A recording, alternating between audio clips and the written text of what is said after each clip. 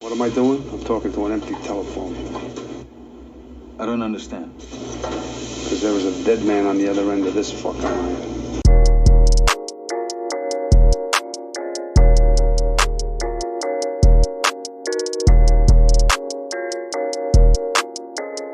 Favorite films of 2020. Now playing Parasite, Ma Rainey's Black Bottom, Tenet. Don't try to understand it. Feel it. Welcome to Corona Cinema. I'm Leon Way, and I'm joined as always by Matty. Good afternoon. Ross. Good evening. And Mason. You alright?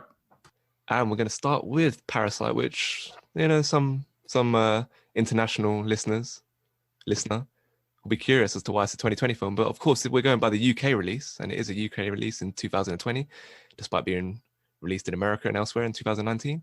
So Parasite. Greed and class discrimination threatens the newly formed symbiotic relationship between the wealthy Park family and the destitute Kim clan. I really hate that synopsis. It's really shit. It's probably the worst one that's come from IMDb. Directed by Bong Joon-ho, who co-wrote the screenplay with Han Jin-won, starring Song Kang-ho, Lee Sun-kyun, Jo Yi-jong, Choi Woo-sik, Park So-dam, and Lee Jong-eun. Nominated for 6 Academy Awards, taken home 4, including Best Picture, the first foreign language film to win Best Picture in history. It also won Best Director, Best Original Screenplay, and of course, Best International Feature, but no acting nominations. They couldn't go that far for a Korean film. And this would be Ross Herbert's favorite film of 2020. Ross, why is it? By the way, you did a good job there of making up all their names. For the first part of the film, it's all about them manipulating this family. And I think the sister in the family is she's almost a genius in the orchestrator behind it all, but they all have their part in what's going on. They're all geniuses in their own way, kind of what they're doing. And what I really love about this film is like the music in it is really good. There's quite a lot of orchestral pieces throughout the film. And I think there's it's really good in certain situations, like when they're trying to remove the housekeeper and get the mum in, everything behind that. And just the general tone of the film and how it switches depending on basically what's going on with these characters. And like when they're all in the house with their well-paid jobs and they've come to all this family, the film's upbeat and it kind of makes you feel upbeat as well. And then obviously, like let's say that scene with them all eating dinner and getting drunk in the living room, whilst the Park family are away, you can see visually how greedy they've become with this life and how they don't care for others' well-beings anymore, and the people that have lost their jobs, they don't care for this anymore. And they have these well-paid jobs now, and they just want to go a step further and get their son to marry into the family, and they don't know when to stop. And you watch these characters kind of spiral out of control until I think karma basically hits them, and I think karma's quite like a ongoing theme throughout. And as I say, there's this sudden switch in the film halfway through when the old housekeeper comes to the gate, which I remember when I first watched it, I was like, what the hell is going on? Like, this is so weird and out of tone, but obviously it's done on purpose and it works because like the tone of the film completely switches at that point and stays like different afterwards. It pretty much switches genre, which is amazing, and it'd be so hard to do that within the film, pull that off, but they managed to do it. And obviously, the old housemaid comes back, and she goes into this basement that no one knew about, and it kind of builds up with this creepy horror music starts playing, and then her weird massive baby husband appears, and like the mum's gonna call the police on them, and not being understanding of their situation, despite the fact that not too long ago she was stuck in a filthy basement with no money. And how this film's it shows how they've spiraled out of control, and her selfishness and the family's selfishness is getting the better of them. As I say, like, and after that, all the events after that, they start fighting over the phone, because she managed to, the old housemaid manages to get the picture of them, and there's that fantastic scene with all that happening, and them trying to pack up and stuff and clear away whilst the parks are coming back, and then this kind of orchestral music starts playing again, then stops when she thuds her head against the wall, and oh shit, and yeah, it's that kind of thing. It's great. It's such good directing, and yeah, obviously that there's the scene with their house getting destroyed by the floods, and the great scene with the guy coming out of the basement and starts killing loads of people in that kind of mad scene as well. It all works so well because I don't like, it's not unplausible that it's not it could be real. It feels quite real despite it being quite out of control. It feels quite real, and that's what I think is good about the film. And yeah, as I say, this although their life's gone to shit because they dreamed of being rich and having loads of money and wanting to basically take this house over, even though that's happened, he still at the end dreams of having this house. I mean, it's to get his dad out, but he still, despite what's happened, he still dreams of having this house and their family being rich and him being rich. It's just like something he never learns from. But yeah, as I say, this film's got some of the best directing out there. The music's amazing, the cinematography is amazing, and the whole film is so beautifully shot, so well written, and really well acted. I think just everything about it works. And then obviously the film being called Parasite in itself, that's just got its whole own conversation about basically poor people poor people leeching onto the rich and kind of attempting to suck the money out of them. But this film I like because it portrays these lower class people as very smart people and makes them have to adapt to their situations around them, which you don't really see a lot when lower class people are portrayed in any film.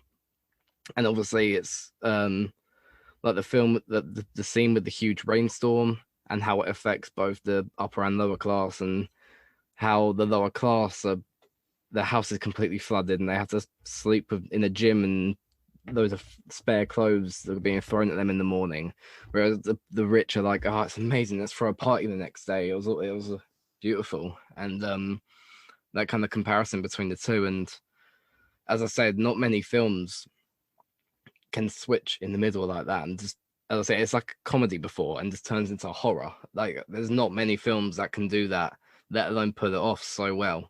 And so many intricate details within the film as well, and so many things you can take from it and put it apart. And definitely deserved its Best Picture Oscar and all the other awards it basically got flooded with. And I think it was my second viewing. It was just as good the second time. Obviously, didn't have that shock factor of the first one, but I was certainly able to pull more details out of the film and notice things that I hadn't before. And yes, which we can talk about now. Yeah, this is the third time I've seen it. So like, yeah, like you said, like it obviously loses a bit of edge, the kind of the twists and the turns that it takes. Because the first time I watched it was just wild. Like you say, like you reach the point where they're in the house enjoying the luxury with the family left. It's like they've succeeded. Where and you're thinking, oh, the story's kind of set at this point. You can't really imagine where it's gonna go from that moment. Once the doorbell rings, you can never envisage where the story is gonna go. So you obviously loses a bit of edge watching it for the third time. But I think the most impressive thing I think about this film is like it's heavily thematic. There's a lot of stuff going on here, a lot of stuff on his mind, but it never feels like a metaphor just playing out on screen.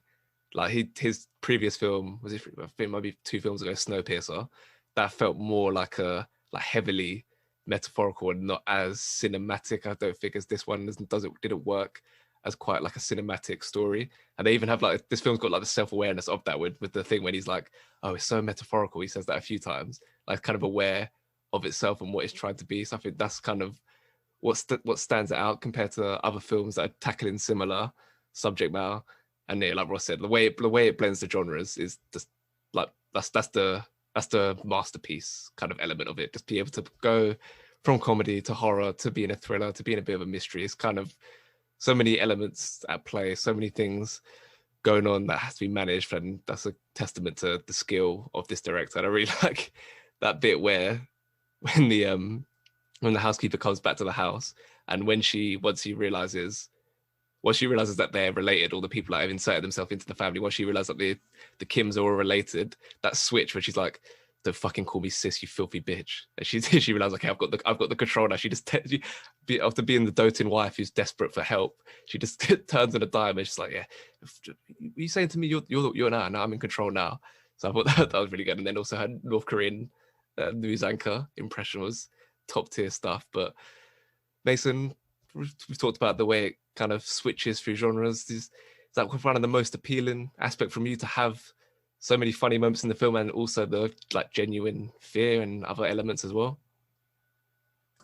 Yeah, I think that's why this film is so successful, because you have, like I said, it's hard to define what genre this is, because like I said, it switches all the time, and it's not even so much about switching directly from one to the other. It blends a lot together, and that's this film is so mad to me, because considering obviously it's in a different language, it feels so rewatchable and it feels so accessible and so easy to watch, even though you have to be focused the whole time to be reading like the subtitles and shit.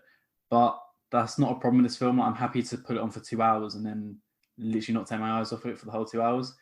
And like I said, I think that's because of the mix of genres, the pace of the film, everything.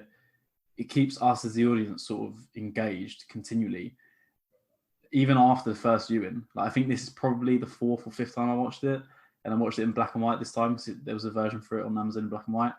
And even then, that just gave like another layer to the film. And I think regardless of what version I watched this time, I'd have enjoyed it just as much. And it's weird. It's one of those films I could probably put on tomorrow and enjoy it. Yeah, the exact same amount as I enjoyed it today.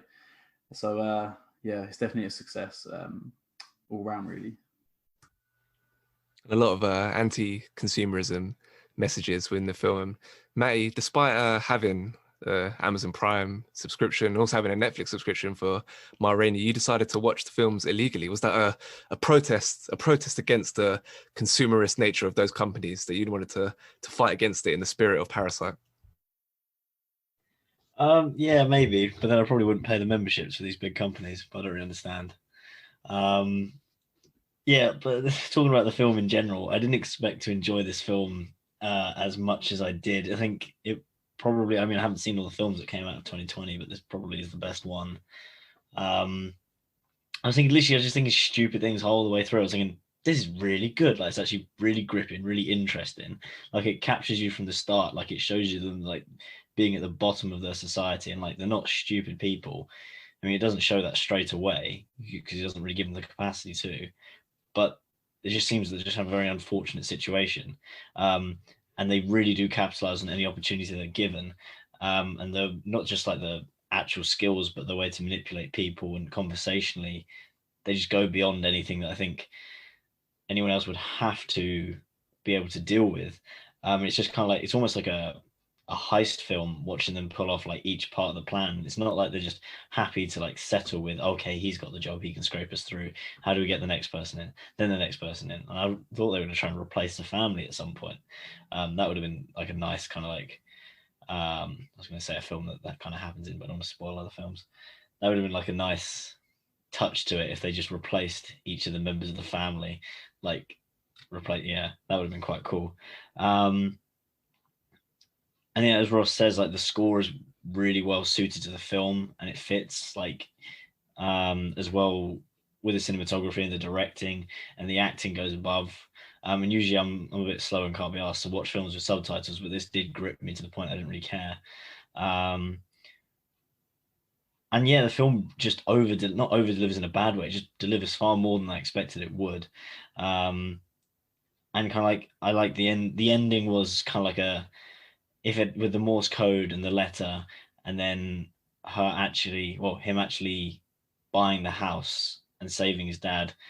I bought into that too fully, like when that happened, and then he wakes up from the dream, and that was horrible.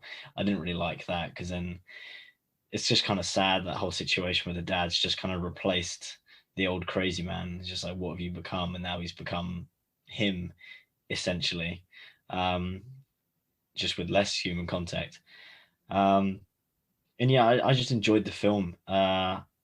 I wouldn't really change anything about it. I like the pivotal shift in the middle, where they go from kind of this, like, they're enjoying like everything that they've achieved up until now, and they're getting drunk in the living room.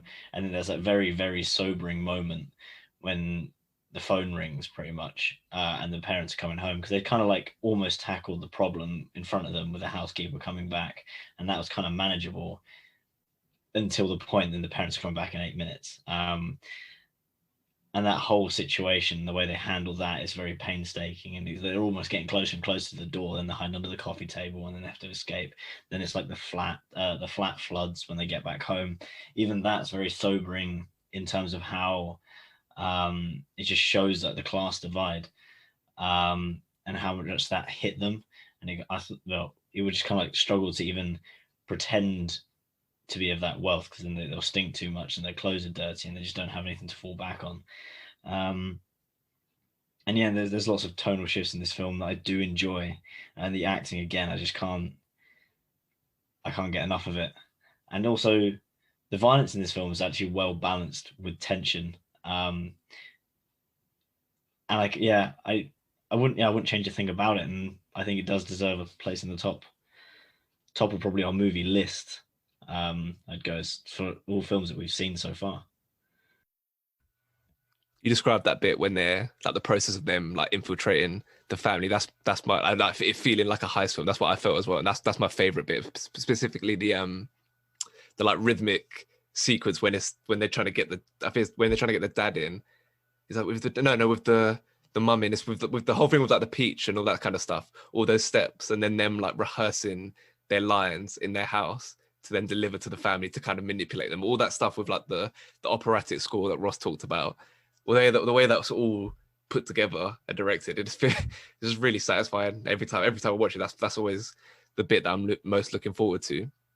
And I do like as well how like Ross talked about how smart the Kims are in terms of manipulating them, like kind of indulging their egos and making the rich people feel like they're the smartest in the room, no matter what. Like when Mr. Kim's talking to Mr. Park in the car, I think it's like the first time he drives him and he's talking about how great your job is and you must get loads of money, all that kind of stuff. And then Jessica, that an even smarter bit from Jessica, I think it's probably the smartest one out of the group, when after the driver gets fired because of her leaving her panties in there, and the mum, she asked the mum of the Parks, like, what was the reason why was he fired? And she's like, oh no, you naive girl, you wouldn't know what he's like. He's like, no, I'm smart. These are matters that are too big for your little poor brain. It is like every step they do in that way to try to indulge their ego, make them feel smart, is really really good stuff. And I like how they're innocent people that they screw over, basically. Like the one they get rid of, they make the people lose their job, and it's not like they're rich people, the driver or the previous housekeeper. They're just like innocent people with like a similar economic standing to them. So that's where like the film kind of goes on like another smarter level, because like they're rising into this house and getting their money and stuff, but they're doing it to the disadvantage of people in a similar level to them. It's not like they're hurting just rich people, they're hurting people with similar money issues. And it's kind of like that, I guess, like the defining feature of like capitalism, having to like shit on others in order to make your way up to the top. I thought that's kind of a nice way to go about. And they even have like a moment when you feel their like guilt when they get into the house and they're like, oh yeah, the driver, he must have a new job. Like they try to convince themselves, because they know deep down they've done something probably quite terrible. They're like, no, he must have a new job, trying to make themselves feel better. And that's the weird thing. Like Ross talked about the characters like being smart, but I think the weird thing about them is like none of the characters are like good really in the film. No one's really, if you really dig down, none of them are that likable, but then you still find yourself enjoying the Kims like going on this rise into the Park family, because like the Parks aren't terrible. They're not like evil like super villains or anything like that. They're just kind of normal rich people. Like they have like a few moments with the thing about the smell and that kind of stuff, where you're like, oh, you're a bit of a dick, you're a bit of a snob. But overall, they're just kind of normal people, and they're paying their people well. They're not like exploiting their workers or anything. So even there, like you don't think the Kims are entitled to come up and screw them over, come into their house. So I think that's kind of like interesting. Like Ross, do you like the Kims, despite what they're doing? Like they've taken people's jobs away from them. They're screwing over the rich people who aren't actually that terrible in the film. Do you like these characters? It is really weird that, because I think they are likable characters, and I don't know. I couldn't tell you why I like them either. As you said, they're bad people. They've screwed over the three people or the two people that they've screwed over to get their jobs, and they literally ruined that old housemaid's life. And yeah, and that kind of had a knock-on effect with her family, as you saw. And yet we still like these people. And even at the end, where after everything's happened and the dad's literally killed the dad of the Park family, you still like him and you still want the brothers to succeed and get him out of that house. And I literally couldn't tell you why. Like I think it's just watching them and kind of resonating with them. And as you said, you have to shit on people to be able to succeed yourself, and they're so good at doing that, and they hook you in that way that you enjoy watching them and you want to see more of them. Maybe I don't like them, maybe I just enjoy watching them. I can't tell like which one it is, but it works. Whichever way around it is, it works. Another bit that was really striking when I watched this for the first time in the cinema was that like exhausting journey they go on when they go back to their house after they escape the Park house, when they're escaping in the middle of the night. Like the amount of like the imagery of like all the stairs they have to go down to show like the class divisions, all that kind of stuff. It's just so it feels tiring the way they go. It's like 2-3 minutes of just constantly going down, then they stop to have a little conversation, then go down a few more flights of stairs to the depths where the rain is like devastating compared to what happened to the Park's house, where it's just like the kids shield. He's just in an Indian tent in the garden, and that's like perfectly fine to shield from the rain. Whereas you go down to where the lower classes are living, it's like their whole house is getting completely destroyed by this. If it's like a monsoon, and also like the Indian stuff as well in the film is like that's like a good kind of visual example of like consumerism in terms of like diluting like a whole like culture into just toys for this kid. It's I like that's just like a nice little cool thing to have in there. And then obviously the party, and then the stuff with like Mr. Kim when he's like, yeah, I can demean Mr. Park however I want because I'm paying you. It's like when he's got the Indian hat and all the stuff. It's like, yeah, you're being paid for this, so I can do what I want. I thought that was another interesting thing to put in there. And then yeah, Matty kind of touched on the ending, which I think is like quite a tragic ending, where you have the son who's trying to be successful enough to buy the house to live alongside his dad, but the chances of him scaling from literally they live below street level. I like that the way the film starts when it like pans down. You got the image of the street and then it pans down. They're even below that. I didn't even know that was like a thing. I don't think it's a thing in Europe, but that's a thing in Korea, living in those underground kind of apartments. But like, yeah, the chance of him going from that to owning, I don't know how much that house will cost. That's my favorite house in film, by the way, even though it's meant to be like a image of like shallow consumerism. I still just it's a really peng house. The like the big windows and everything like that. It just looks very pristine. But the idea of him being able to reach that point is highly unlikely, if pretty much impossible. I think Bong Joon-ho, he did like a calculation. I don't know what it was based on. Maybe like the average wage in South Korea of how long it would take him to get there. And it was like 576 years, something like that.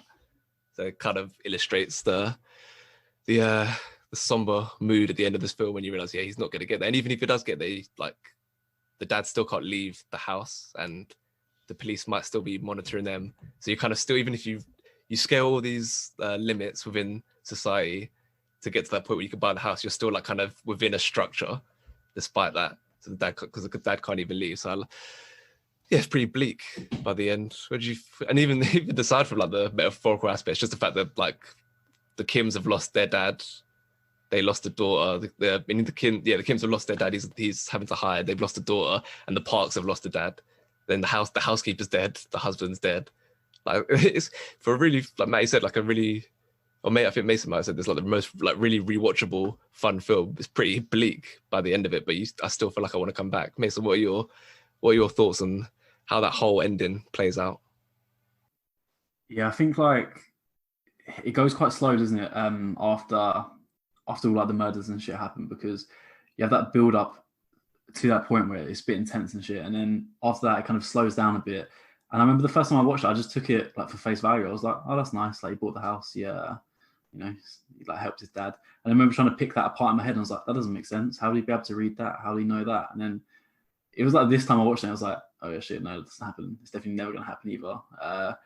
And I think it kind of changes like how I viewed the film, and especially the ending, because like I said, the first time I watched it, I was like, oh, that's nice. But this time around, it's just even more sad. Like you said, you have all of this death. This family's lost 2 people. And then, yeah, it goes on even further now to where we're led to believe this guy's little like dream. And then you get the reality of, no, come on, this is never going to happen. This dad's just going to have to spend the rest of his days in this basement, basically. And yeah, I think it just shows like the attention to detail in this film and just how successful it is at offering so many layers and different things that you can take from it. Like you said, you have all the imagery of how low they actually live compared to the other family and stuff like that. And I think if we actually want to like analyze the film as much as we do, there's a lot on offer for us to sort of delve into. But if you do just want to take the film as face value, you can still learn enough. You can still enjoy it just as much. So I think that's what helps it become so like accessible for everyone. And at the same time, I feel like you do kind of pick up on little details differently each time you watch it. Like I feel like there's quite a lot of foreshadowing in this film as well. And I feel like I picked that up particularly this time around. This was like my 4th or 5th time watching it. So yeah, there's probably no doubt the next time I watch it again, there'll be something else. I'll be like, oh shit, yeah, there's that little detail he done that, you know, hinted towards that or some shit. But yeah. Also reminded me of the bit with the guy living in the basement when he worships Mr. Park and doing all that kind of stuff. That kind of reminded me of people who defend billionaires on Twitter, thinking they'll just reach that point of a bit of hustle. It's like, praise to the billionaires. I'm gonna be like you someday. Like, yeah, that's what it reminded me of. Okay, let's get some ratings. Start with Ross. Obviously got to go pretty high with this one. I think I'm gonna go 8.9. Matty. I've gone with an 8.8. Mason. I've given it a 9. I'll also give it a 9. Moving on to Ma Rainey's Black Bottom, which only came out a few weeks ago. Chicago, 1927, a recording session. Tensions rise between Ma Rainey, her ambitious horn player, and the white management determined to control the uncontrollable mother of the blues. Directed by George C. Wolfe and written by Ruben Santiago Hudson, based on August Wilson's play, starring Viola Davis, Chadwick Boseman, Glenn Turman, Michael Potts, and Coleman Domingo, of course. Like this, and also Tenet later, this is going to be maybe represented in the Oscars in a few months. But this is Mason's favorite film of 2020. So speak about it.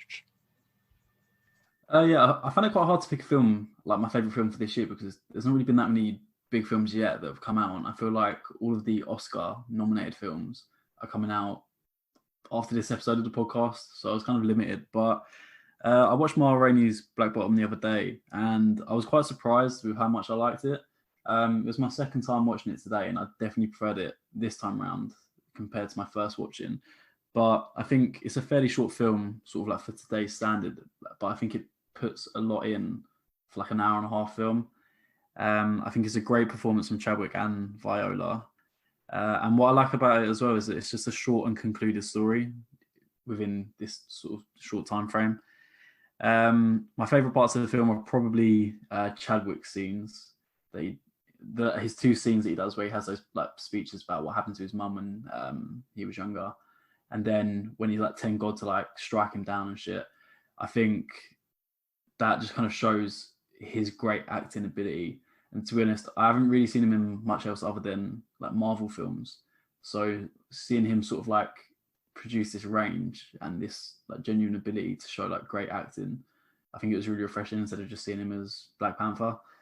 And I was happy with how much it felt like a play. Like you're pretty much only ever in the basement or the recording room upstairs. And I like that because it's not complicated. It's pretty simple. It's just, it helps the film just stay on focus and stay on track on what they're actually trying to tell us, instead of sort of these like sort of pointless journeys that they go on instead, like outside. And that's what I was going to say. Like they're probably my only reservations really about the film, is that some scenes, I just don't like the bit where she crashes her car.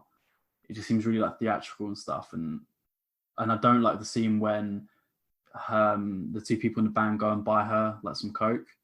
It just seems very weird, like the camera angles and everything, and they have like all these white people kind of staring at them. And I get they're trying to put this message across that they're probably in quite like a racist area, and they're clearly like not welcome there and stuff. But I don't know, it's not delivered in the best way. It's kind of just like placed there, and there's no sort of development on that.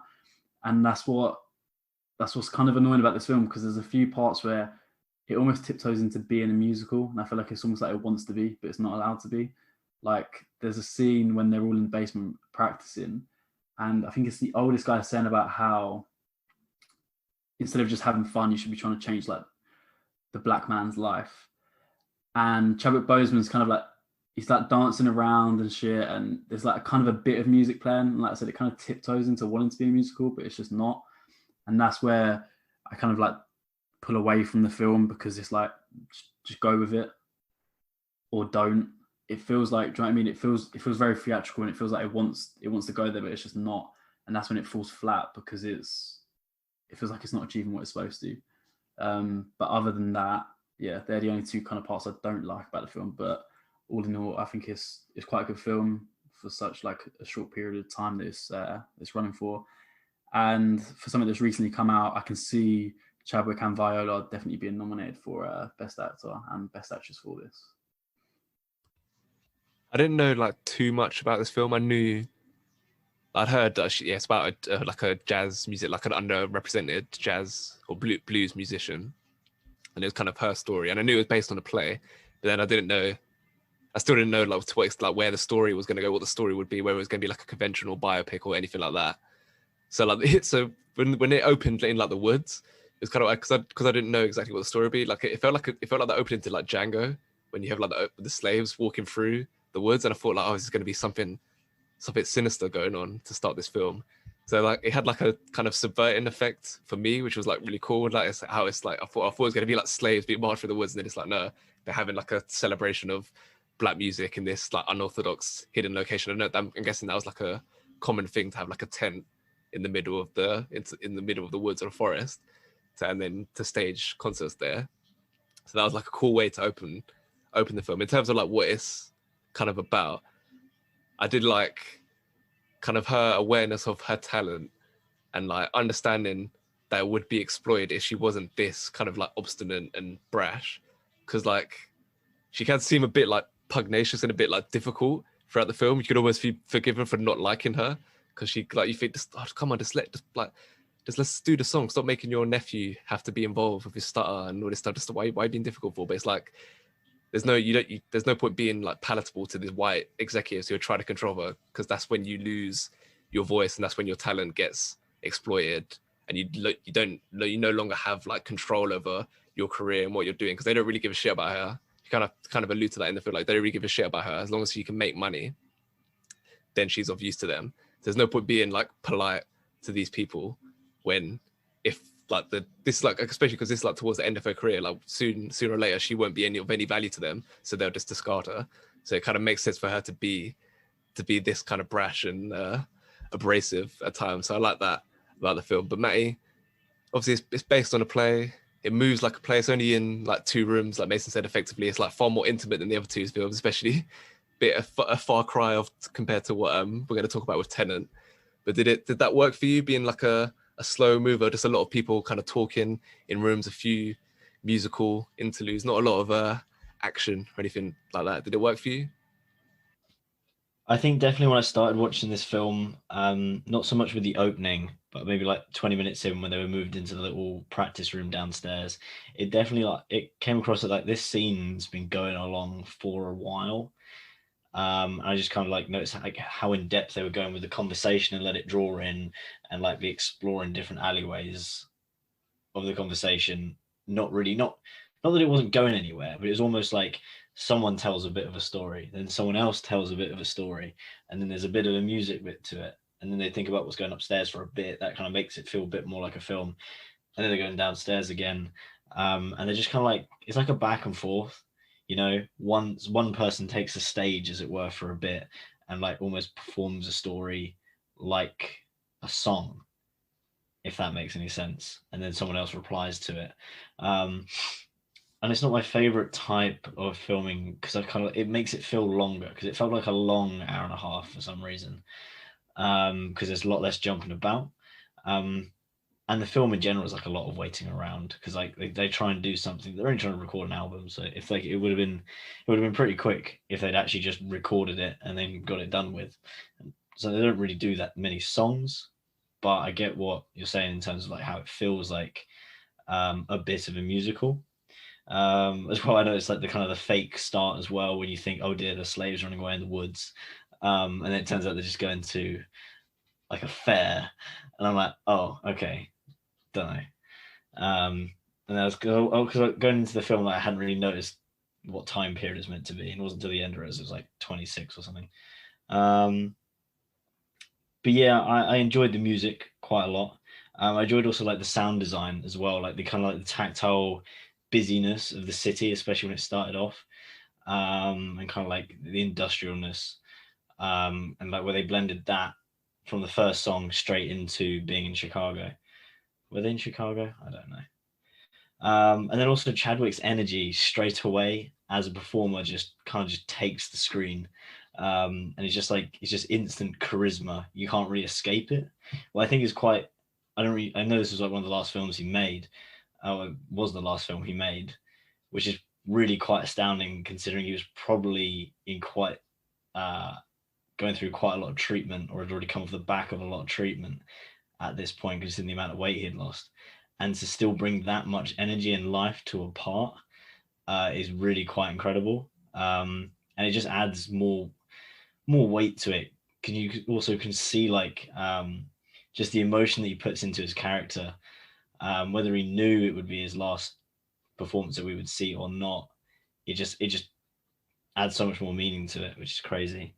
I found the whole kind of like the conversations and the way things were going, it was quite stressful, you know, because just lots of people shouting, lots of people getting in the way, and it's kind of that social confrontation happening a lot of time, like with the car getting dinked right at the start, and then the policeman trying to like pretty much get them done for like assault for pushing someone over, and everyone's like sticking up for themselves and he has to bribe someone else, and he just wants to get his record recorded, and then the dude who owns like the label or whatever, he's like got his own contingencies, and it's just stressful, and it's kind of like added on like this kind of like this racist like overcloud of like you're waiting for someone to be undermined, and they're being undermined and like discriminated against the whole time and being used, and you're just waiting for these tensions because someone's going to flip out at one point. And then Chadwick does that several times. And then Ma herself is a very, very, very strong character, probably one of the strongest characters I've seen in a film in a very long time, and really doesn't take shit from anyone. And you kind of like question, is she doing it because she's a diva? Like she feels like that at the start when she makes such a point over a Coke, but then like you kind of realize that she's making such a point over every little thing because she will be slighted and taken advantage of if she doesn't. And she has to like exercise her right just to take her business elsewhere every time just to get the smallest thing. And I think it can look like she's just being difficult to work with, but I think she in herself, she not only values her skill as an artist, but she demands respect. And especially as a Black woman coming through the music industry, to demand that amount of respect and actually get it is crazy. And like there's a reason I think that this story like deserves telling, and I think they've done it relatively well. There are a few parts of the film that I felt were kind of a bit weird, bit unnecessary, kind of like the sexualness between, was it her and her niece, or maybe I'm just not used to sexualness, but I don't know, it's like where they're dancing. Is it not her niece? No, it's her girlfriend. Oh yeah, cool, you can be sexual to your girlfriend then. I think that's Mason's fault. I think Mason said it was in these. Oh, Mason, you dummy there. Anyway, but kind of like just goes down like when she sat down, and then she just goes like, I don't know, the camera's looking up and it's all just a bit too familiar. I don't know. It was a bit weird. I just like, and then they never really addressed it again properly, other than saying that she was Mars' girl. But yeah, Chadwick's snapping point was quite sad as well. Seeing like him constantly getting beaten down through these situations. I think the only thing that made it feel like a play is by how many times he had like how up and down his character was, and how he broke down like 3 times in like the space of an hour. That's kind of what made it feel like he just went to being very dramatic very quickly. And I feel like if he's played with this band for a while, he would have displayed that amount of emotion before, and it wouldn't be such of a shock to them this time, like the story about his family. But I suppose they'd have to add it in somehow. And it still works really well. And yeah, just the ending's really sad, how he just snapped and then he kind of like just took it out on his fellow musician. And then the song as well being stolen, and then just being sung by just a bunch of white people, and then he doesn't even probably get like any kind of royalties or any kind of recognition for what he's done. It's just passed off. It's just kind of just really disheartening, and just kind of like horrible end to the film. But I think, yeah, it's just important that these stories are kind of told, and I think the story carries a lot of weight, and I wouldn't say I enjoyed it, but it's a story I'm glad I listened to, if that makes any sense. I like how it is like, yeah, Mars at the end of her career, when you got Chadwick Boseman's character Levy, he's at the start of his career, and he's not trying to like emulate her like musical style. He's trying to be a bit different in that sense, but like he's trying to embody like her spirit, like be as like uncompromising as she is, in order to rise up in the industry. So she's kind of threatened by him, and obviously threatened by him as well, with him trying to take her girl. And like he's kind of, the reason he can't have that same spirit as her, because he can't put like his tragedies, like the tragedies of his past, he can't like kind of compartmentalize those. They're kind of always like there at the forefront of his mind. So it kind of like undermines like his charisma and his like talent, because he just gets defined by these terrible things that have happened to him in life. So it's harder for him to just use his talents to like literally like break down doors. Like you have that scene where he breaks down the door, and it's just a brick wall facing him. Like it's like, yeah, the opportunities aren't there. But it's like, yeah, he has the talent and he has the energy to be a star, but he's got all these tragedies in his past that he can't just put to the side at the right moments like Mar can. She can be restrained. She can control those kind of emotions, and that's the reason that she's been able to be. That's why she's such like a remarkable figure. Like I'd never heard of her previous to this film, but it sounds like she's, even though she hasn't got like the recognition, like it sounds like she hasn't got the recognition that she deserves for the role she played in terms of Black people like taking ownership of their work and their gifts. And obviously, yeah, this is like we've talked about, it's Chadwick Boseman's final performance. And it's weird because like the first time he comes on the screen, like I felt a bit uneasy watching it, because like obviously like, yeah, he's in that like more frail condition. Like, obviously now we know why, and that was the like the crazy thing. Like before he died, like you kept seeing him in like he like lost weight in like promotional stuff like for Black Panther or for Endgame and all that kind of stuff. Like he looked thinner, and everyone was like curious as to why. Like, oh, what's wrong with him? Is he just like depressed or something? So like seeing him in the film in that condition, now having discovered what was actually going on, like it's kind of, it just made me feel a bit uneasy, feel a bit sad, like it's kind of distracting from the actual performance. But then quickly, like Matty says, like you just get captivated by that like exuberance that he displays straight off the bat, and then obviously then some of the best acting you're going to see in 2020. So Ross, what was it like for you watching him in his final role, probably his best role, and decent chance he wins best actor? He's also talk about getting nominated for best supporting actor as well for the Five Bloods, Spike Lee's film from early on in the year. So maybe an Oscar for that, maybe an Oscar for this one, but either way he's probably going to be represented at the Oscars after his death. But what was it like for you watching him in his final role? Yeah, I think it's just rather fitting that his last performance was his best, I think. And obviously, as you said, it was quite uneasy at first, because I think I noticed that he looks a lot more frail and small. You could see that like his jawline was just popping out, and that's that kind of came into her face. But as you said, he does that monologue about what the white men did to his mum, and then the monologue when he's holding a knife, telling God to turn his back on him. You soon forget about all like what originally you see, because it's so mesmerizing, that performance, and like amazing from him.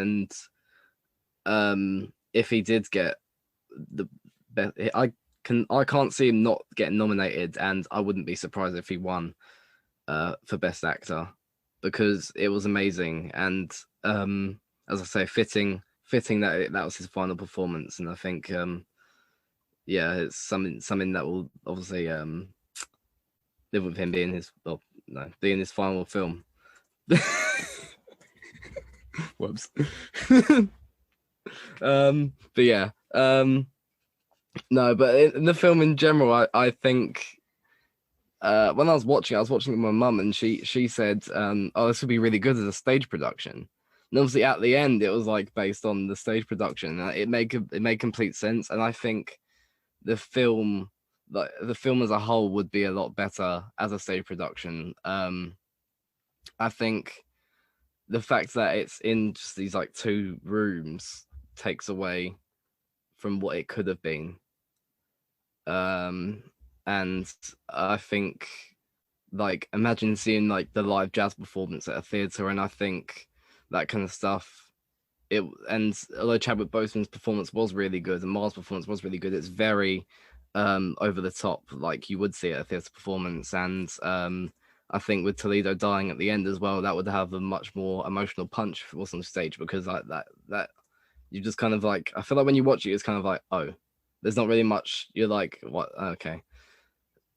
There's not much of an emotional punch there, and I think on stage that would work a lot better. So yeah, in terms of the film, I think it being a adaptation of a stage performance, it needed more adapting than it had.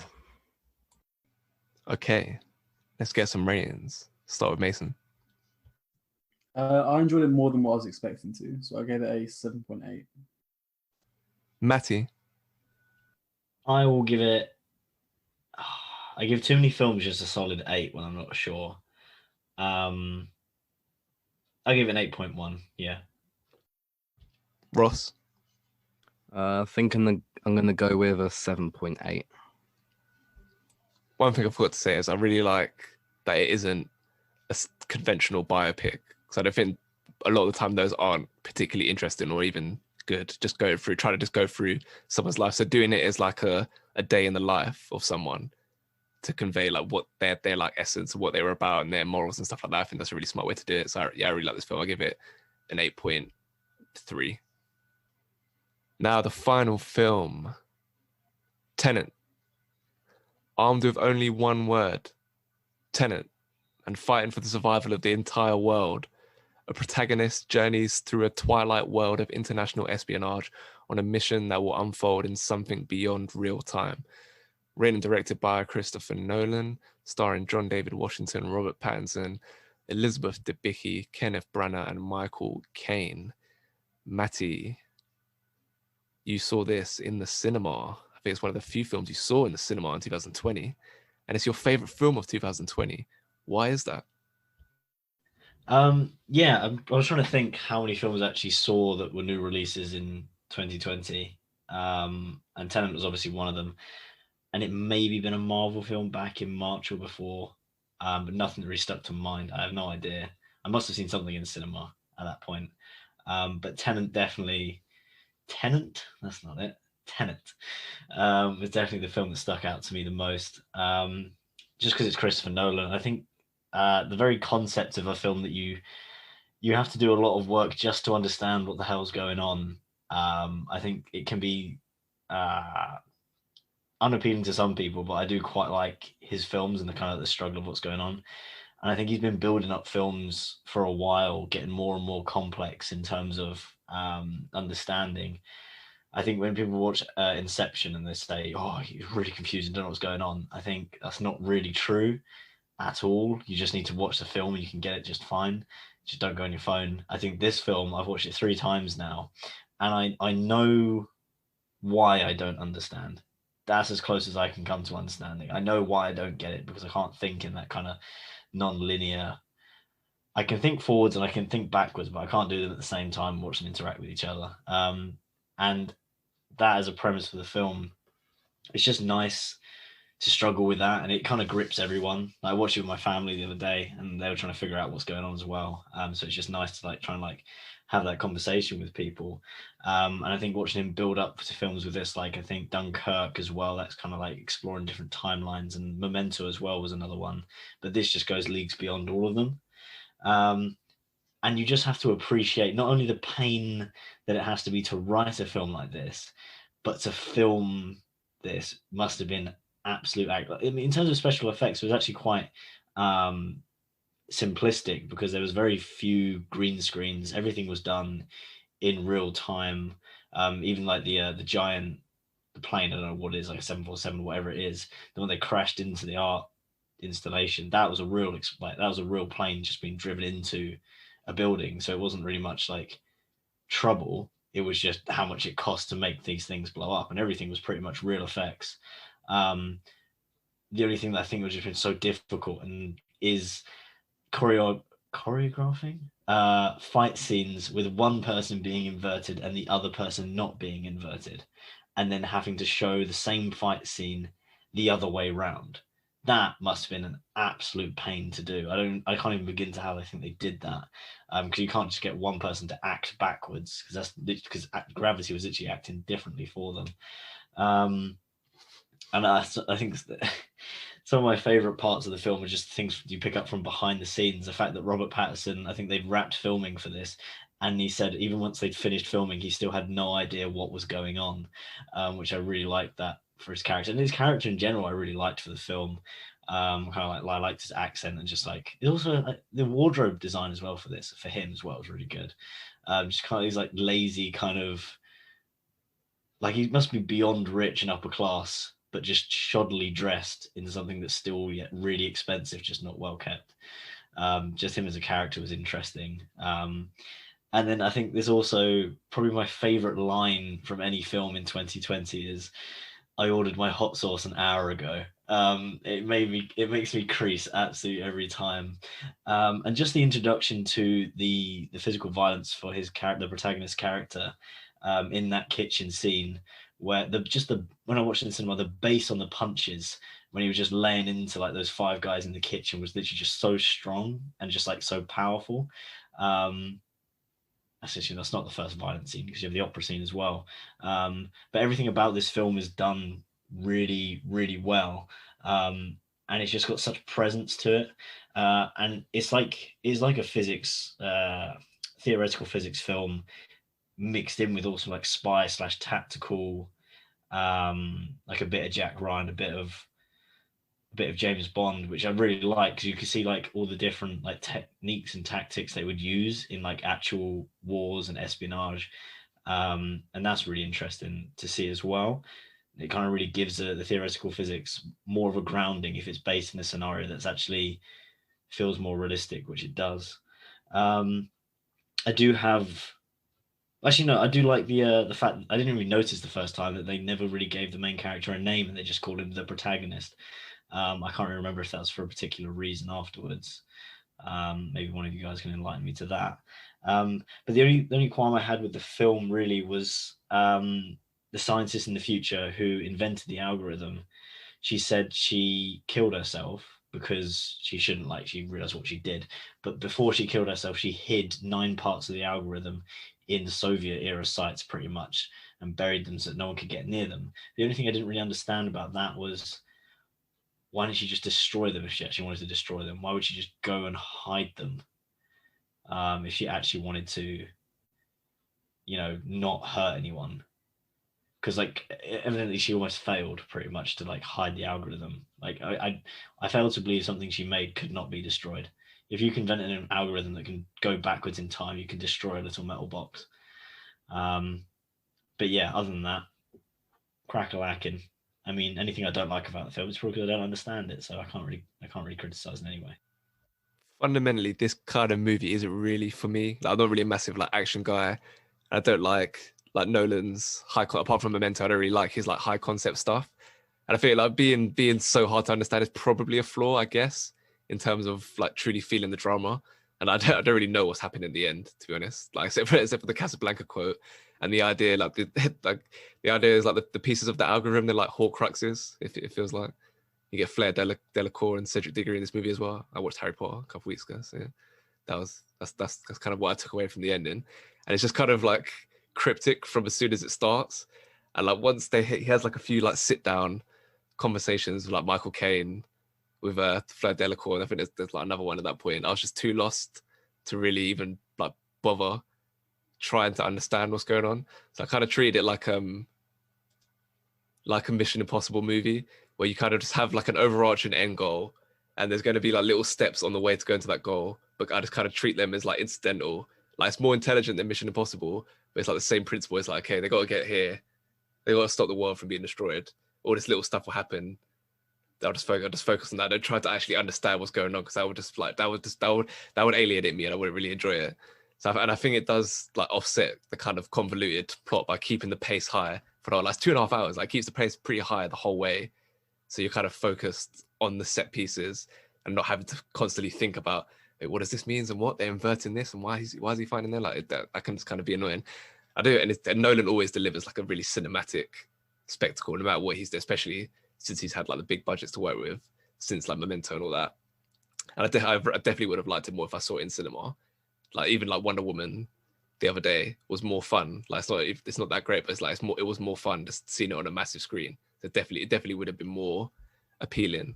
And like, yeah, like Matty said, like I like espionage films as well, where it's just people like traveling across European cities. There's just something fun about doing that. And I also think this, in terms of what Nolan did well, and is not trying to put too many like philosophical and like emotional stuff into this film. Like apart from Elizabeth Debicki, her like the thing with her kid, and then getting control of him and losing him, whatever. Like there's not too much deep human stuff going on, because I think like with like Inception, that was like the biggest flaw. That was the way it worked with his kids and the whole situation. Why like they couldn't fly to Paris or whatever, all that kind of stuff. He didn't put too much of that in this film, and I think that's kind of that makes the incomprehensible plot just seem better, because it's just like, okay, just focus on the action. Don't worry about all this other deeper stuff. So yeah, Ross, was that a thing that you noticed, like compared to something like Inception, there wasn't as much focus on like the personal lives of these people? Like we don't really know anything about like the personal lives of the two main characters, Robert Pattinson and John David Washington's character. Yeah, so although that's like, it's so you can focus on the plot, I think it still takes away from the film, because you're still meant to care about the protagonist, and you're meant to care about Robert Pattinson, you're meant to care about their relationship, but you just don't. So like even that ending where he kind of walks away from him, you're just like, okay. Like the only character of any depth is Elizabeth Debicki's character, and I thought she was actually really good in it. But apart from that, it's just kind of the film as a whole, even it making it so confusing, it just takes away from the storyline as a whole. I mean, we've seen 1,000 times a film where a couple of spies try and stop a Russian arms dealer from trying to destroy the world. I've seen that 1,000,000 times before. This Russian villain, who is the most cliched Russian villain that I've seen 1,000 times. I didn't enjoy that. And what I don't like about, like, I like Inception, I like the Dark Knight trilogy, but what Nolan does so much exposition, just constantly having characters just sitting down or walking through a hall or a park, just explaining what's going on, which is boring. And I'd rather have it. He needs to work out how to tell a story through visuals, rather than always just having a scene with two guys walking and explaining it. I think it's boring, especially with like a high-paced action film. Because it kind of is just the first like half hour just talking to people, and you're just sitting there trying to understand what's going on, and the 99% of people won't grasp every single detail, and then the film just kind of carries on like expecting that you understood everything, which most people wouldn't. And I feel like after the first hour, you just kind of give up on even trying to understand. You're just like, oh, I'll just roll with it. As I said, it's just a bad storyline.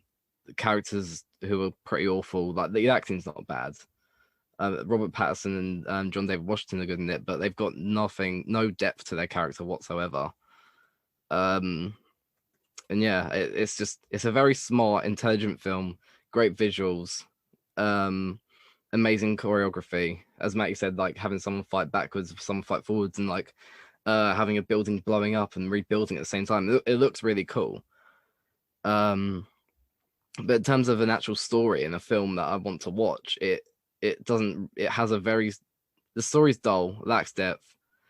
The exact same with the characters, dull and lack depth, and it's mind provoking. But that's literally, I think that's all it really has going for it. So yeah, I didn't really enjoy it. I don't even like this film too much, but I disagree with pretty much all of that. Like, I don't really want any depth to. I don't really want to see, like, oh, has John David Washington as the protagonist got like a wife or something to like fight for. I don't really need that to like deviate away from the story. That would just like annoy me more because I'm already not really following, or we're not following like the mechanics of the plot. So you kind of just want to focus on the action and like these guys being cool. I think that's like the most. That's where like it's most appealing for me as well. It's like just like when he first meets up with Tamwa from EastEnders and Robert Pattinson, they're walking through Oslo. And it's just like three guys to discuss like plotting how they're gonna do this plane crash, and the camera's like twirling around them, the score's buzzing. The score's really good as well. I think the score might even be the best part. Like there's those type of scenes where I thought the actors were really charismatic, like proper like movie stars, old school kind of movie stars, and that dynamic just worked for me every time. Just like I have no idea really what they're talking about, how this all goes down, but just them walking around these European cities being cool just kind of worked for me. And then you get Debicki as well, who's also had that same charm, but with she just having her as just having a bit more kind of depth to her character. That was kind of enough. Like having like the nuances of like her showing what it's like to be in like a dysfunctional relationship while still being strong and cool, to not feel like a damsel in distress. I thought that all worked well. And then even like Kenneth Branagh, I actually like Kenneth Branagh. Like obviously, yes, they're stereotypical, but like I thought it was just fun. He really went for it. It wasn't anything subtle. Like he really went through it with the accent, and like it's proper like this super villain stuff in this. I feel like that's what I do like as well. Like Nolan's just kind of aware of who he is in this film and just kind of like camping it all up. Like Matty asked like what the idea of not giving the protagonist a name. I think that's just like feeding into that Nolan-ness where it's like, yeah, you know what? It's all high concept. I'm not even going to bother giving him a name. It's just the protagonist. Yeah, that's cool. The protagonist. I mean, it's all just feeding into the same thing, and having Kenneth Branagh is just like, yeah, proper old school, super like Bond. It's literally a Bond film. It's a Bond film. Or they didn't really need to spit on her. I thought that was a bit much, a bit too evil there. But yeah, I did like about it. If anything, I've wanted more like laughs and kind of levity in this film. Like you already get a bit. I thought you could have benefited from even more than that. But Matty, I think we're closer to being on the same page. Did you enjoy that chemistry between the two leads and all the cast? Really, I thought there was a good dynamic there. Yeah, I enjoyed everything about the film. I just want to disagree with Ross, just saying like I feel like if they tried to add too many more elements to this film, it's just too much to focus on. I think most people just caught up with just trying to understand the premises. Not to say anyone's stupid, like I can't fucking understand it. And then like, yeah, I understand the cliche of having a Russian villain is overly used, and they even had a snobby Britain here as well. But it just made sense for the storyline from like if they were hiding nuclear material, it had to be hidden in somewhere that had the most nuclear power plants are easily accessible. And it's just like Russia. But then I like the fact that our protagonist is also like a short king, and he just doesn't mind being next to such a tall female co-star as well, because she is a fucking giraffe. Or maybe he's just really short. I don't know. And she was wearing heels. No, she's 6'2". She must be the tallest Hollywood actress. Daniel, Jesus. But the fact that like I don't know, I feel like if that was Tom Cruise, they'd usually just choose a shorter actress, or they'd put him. They'd use camera things. Or they just want him to look taller. They wouldn't want him to look like a man child. But I think the fact that he just owns it anyway, and he's still like just beats the shit out of all these giant Russian people anyway. And also Kenneth Branagh, like Gilderoy Lockhart, going back to Harry Potter, him being in this film is just so funny. I almost can't take it seriously, but I think he does well, and he is genuinely quite frightening. Yeah, I wanted more hot sauce lines. That sounds weird, but just more comedic relief, because he is funny, and I feel like if it wouldn't even be that hard to put to me, just a couple of lines, like something nice and punchy, and then him beating the crap out of someone. I know it's like basic, useless, just cliche film, like action film stuff, but it's just like, it's nice though. There's a reason it's in films all the time. And I think a few more of those would have been good, because I know the domestic abuse and the world ending is all a bit kind of like somber. But other than that, yeah, I quite enjoyed the film. Well, I really enjoyed the film. Yeah. I'll ping it back to you, Leon. Go on. I saw a lot of critics, like when it first came out, like complaining about the sound mixing, like to the extent like some people were saying like, yeah, it was like inaudible at certain points. And like, I don't have like an ear for that kind of thing. I don't know what's like, what sounds good, what sounds bad. But I sound if I had subtitles, just because I saw those complaints and I didn't want to, because obviously at the start I was planning to understand the film. By the end, it was like, yeah, whatever. Let me just hear the cool lines. I won't worry about anything else. But I had the subtitles on beforehand because I heard about those complaints. But like, it didn't sound anything bad to me. But obviously, maybe in cinemas, I don't know. Mason, did you have any issues when you watched it in cinema with the sound? I struggled, to be fair, I struggled trying to hear the film more at home than I did in the cinema. So I don't know why the critics would have that opinion. There's a few scenes. I think the one I struggled with probably the most to hear was when they're on that, like they're doing that sailing, wherever it is. It looks sick, whatever they're doing. I have no idea what the fuck that is. But when like the three of them are clipped on doing that sailing shit, that's kind of hard to hear what they're saying because they don't make the characters shout. They are kind of just talking. But I think you get the dialogue through the headsets that they're wearing. But that's probably the bit that's probably the most muffled. But no, for me, I struggled a bit to hear it today. And I think there was subtitles on at one point. But other than that, no, it wasn't bad at all. With regards to the film just in general, I feel like I kind of side in between. I guess I can't side for one in between, but I guess I'm in between like the split between you guys. I kind of agree with Ross where I feel like it kind of fails in the sense where if I'm struggling this much to understand the story, then that's a problem. Like he's trying to be sick and show me this really mad concept. And even the scene, I kind of laugh at myself as I try to understand the scene when the protagonist is being explained like stuff like going backwards in time and shit like that. And I feel like, is that supposed to be simple? Am I supposed to like listen to that like 5-minute piece and then be like, oh, okay, yeah, sweet, I'm set for the film now, I'll understand it. I still have no idea. And that's probably where I give up with a film where I'm like, I'm not going to be able to understand this at all. But I guess I sort of take the same approach as Leon to where I kind of just enjoy the action of the film. And I think the first half of the film is better than the second half. I don't really like the war scene at the end. I think that's a bit shit.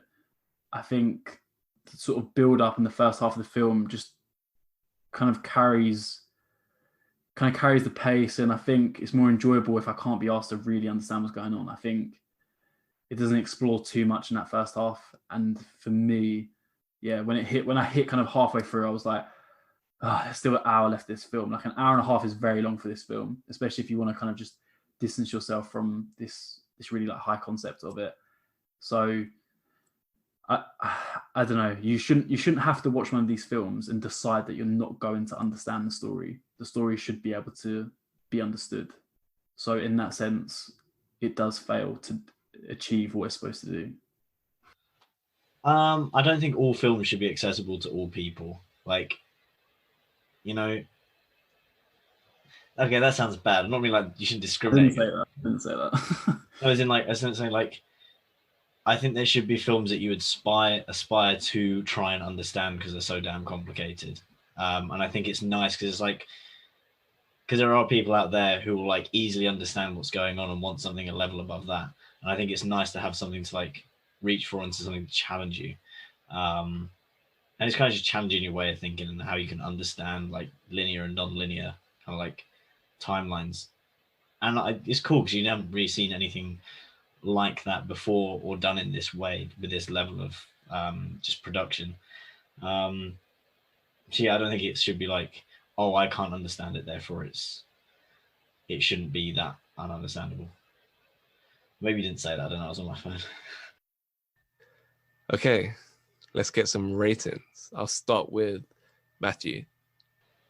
As a film, I don't know, because it really does push the boundaries, and I think it does things that other films really don't even come close to doing.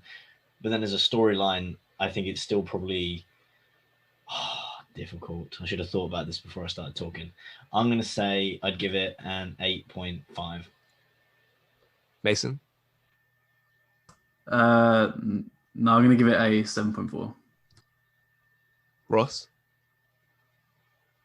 I really think that like as I said, it's got nothing going for it, and you said it doesn't need well, it hasn't got any of the kind of deeper stuff going for it, and you said it doesn't need that. But I think with none of that plus an incomprehensible story like idea that 99% of people just won't understand, I think I just can't see what it has. Like you'd have to watch this so many times to even like begin to understand it, and I think it just doesn't work for me. So I'll give it a 6.9.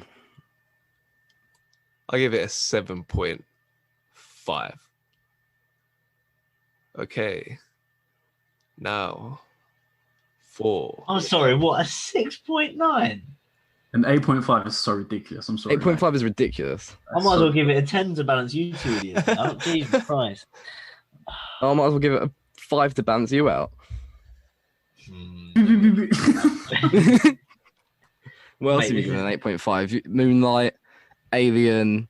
Do you like Fast and So you Furious? think it's as good as Do you like Moonlight Fast and Alien, Furious? yeah? Do you like Fast and Furious? Yeah, but it makes sense. It's good cinema, isn't it? Yeah, I guess. Yeah, Yeah, their characters have depth. in All right, them. I rest Fast my and case. Go Furious. on, Leon. Move on. Fast and Furious is about family. Mi Yeah, familia. they have depth. Mi familia. It's got that behind it. Tenet doesn't. Ross's ratings. All right. So this week, in last place, we have Tenet with a 7.6. In second place, we have Rainey with an 8.0. And in first place, we have Parasite with an 8.9. In terms of the overall rankings, that puts Tenet at 73rd out of 88. Between Rise of the Planet of the Apes and About Time. Ma Rainey's Black Bottom comes to 46th, on par with Training Day and Snatch. Then Parasite goes all the way up to number 2, knocking The Wolf of Wall Street off of second place, but Shawshank Redemption remains undefeated at number 1. Tough beat for Tenet. Actor of the week. Start with the defeated man, Matty. I forgot this was a thing. I'll probably go for Chadwick Boseman just because his performance, like the amount of energy and passion he put into just those two monologues, the one about his family, especially the one about like his mother. I think that was just really powerful stuff. I'm still fuming about the Tenet thing. Tenet. Anyway, yeah, Chadwick Boseman. Whatever, move on. Mason. I'm going to disagree with Mate again and go for Chadwick Boseman. I think it's probably the best performance of his that I've seen, and it seems quite fitting that. I mean, I feel like if he gets nominated, he's probably going to win as like a send off to him. So I think he gave the best performance this week. Ross. I was split between Kang Ho Song, the dad in Parasite, and Chadwick Boseman, but I think I'm swaying towards Chadwick Boseman. It was just a fantastic performance from him. Very good. I'm going to go for Park So-dam, who is Jessica in Parasite. Just really, I thought she was the most like effortless the way she went about her performance, like slipping into the teacher role when she first comes, and the whole thing with like looking at the kid's painting and like on the corner where he like does a little scribble and it's like, yeah, that's the schizophrenia zone or something like that. Just like she just instantly feels in control, knows how to manipulate her. Just really sharp and intelligent. And also like the scene where she's impersonating the like agency worker representing her mum to get her into the house. It's a lot of good stuff from her. Be interested to see if she's in any more Bong Joon-ho films going forward. Okay, the special category is the movie moment of 2020. Not necessarily a moment that happened in 2020. There's something that's personal to you. It could have been a film that you watched from 1975, but you watched it in 2020. It was like, oh, that was elite. What a great way to spend that evening I had in 2020. So yeah, whatever movie moment that you experienced in 2020 that meant a lot to you. Ross. So I watched Manchester by the Sea for the first time this year. And I think that has really stuck with me, like how grounded that film is. And the performance from Casey Affleck being like amazing in that scene where he grabs the gun in the police is so good. And that film, I watched it early this year and it's just stuck with me ever since. So yeah, I'll just go with Manchester by the Sea as like a whole. Yeah, when I watched that a few years ago, that was mad. When the turn it takes, I won't spoil it, but the turn it takes when you find out the explanation, it's like that moment was so mad on my day. I was sat there in my bedroom like fucking hell. It's a bit deep in it. Yeah, you should watch it, mate. Mason, your movie moment, 2020.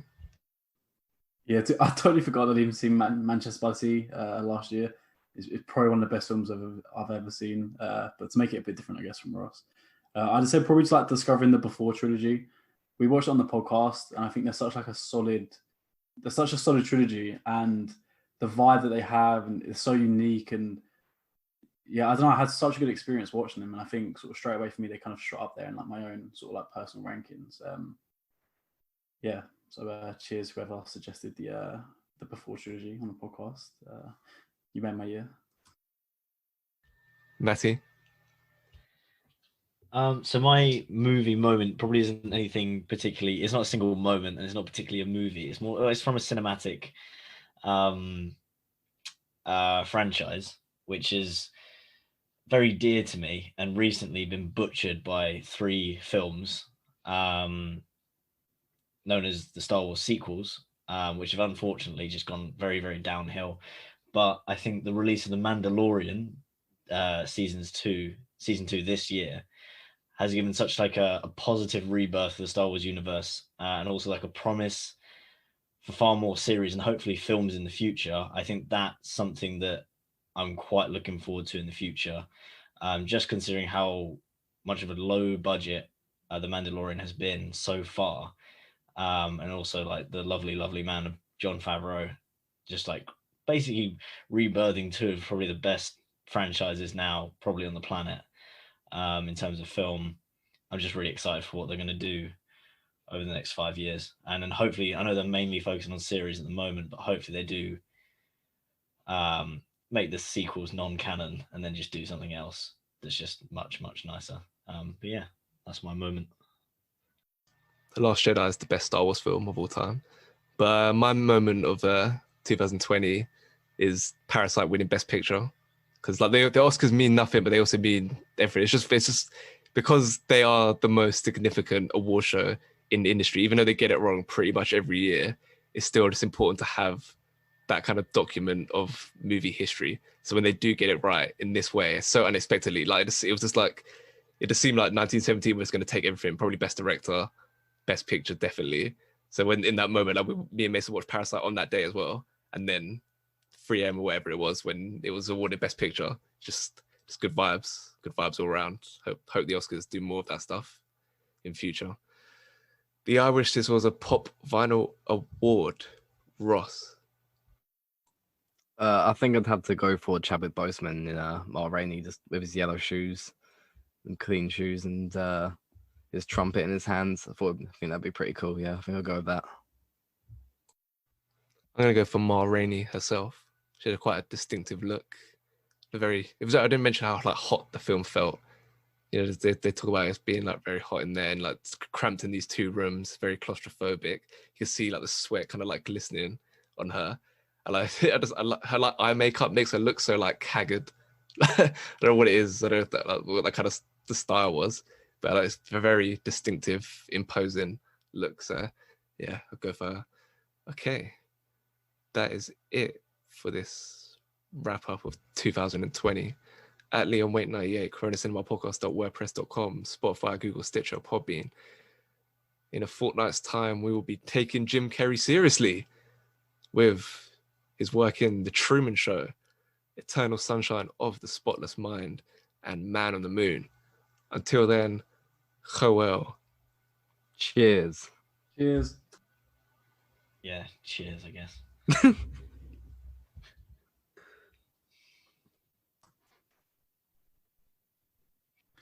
Throw me a bone. I don't butcher your films apart from Roma. I was going to have a dig as well at Roma today, and I didn't.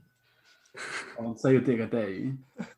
Well, I was going to say something like, last time Mason told me to watch a film, I was expecting it to be good, like Roma, but this one was actually good. You know, like, no, I didn't do that, did I? You've just been mugging yourself off, not me, so.